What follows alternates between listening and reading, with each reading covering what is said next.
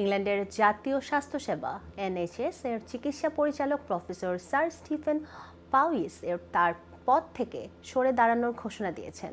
7 বছরেরও বেশি সময় ধরে দায়িত্ব পালন করার পর তিনি আগামী জুলাইয়ে বিদায় নেবেন। বিস্তারিত ডেস্ক রিপোর্টে। ইংল্যান্ডের জাতীয় স্বাস্থ্যসেবা এনএইচএস-এ গত 7 বছর চিকিৎসা পরিচালক হিসেবে দায়িত্ব পালন করছেন প্রফেসর স্যার স্টিফেন পাউস। তবে এবার থামতে চান তিনি। আগামী জুলাই মাসে পদ ছাড়ছেন। গত জানুয়ারিতেই জানিয়ে দিয়েছেন জাতীয় স্বাস্থ্যসেবার নির্বাহীকে।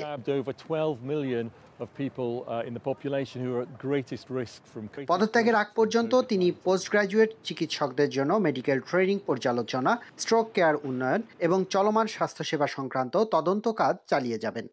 স্যার স্টিফেন এনএইচএস এর সবচেয়ে জ্যেষ্ঠ চিকিৎসক। These are the very people that we will all need to look after perhaps us or our loved ones in the weeks ahead. COVID-19 মহামারীর সময় গুরুত্বপূর্ণ ভূমিকা রেখেছেন তিনি। মহামারীর কঠিন সময়ে তিনি ফ্রন্টলাইন স্বাস্থ্যকর্মীদের সহায়তা ও জনগণকে সঠিক পরামর্শ দেন। তার নেতৃত্বেই 2020 সালের ডিসেম্বরে ম্যাগি কিনানকে প্রথম কোভিড টিকা দেওয়া হয়।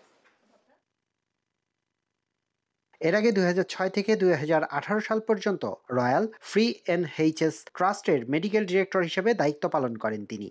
হৃদরোগ, শ্বাসযন্ত্র ও স্ট্রোক চিকিৎসার উন্নতি, জাতীয় রোগী সুরক্ষা কৌশল প্রণয়ন এবং মেডিকেল এক্সামিনারদের কার্যক্রম বিস্তারের মতো উদ্যোগ নিয়ে সফল হন তিনি।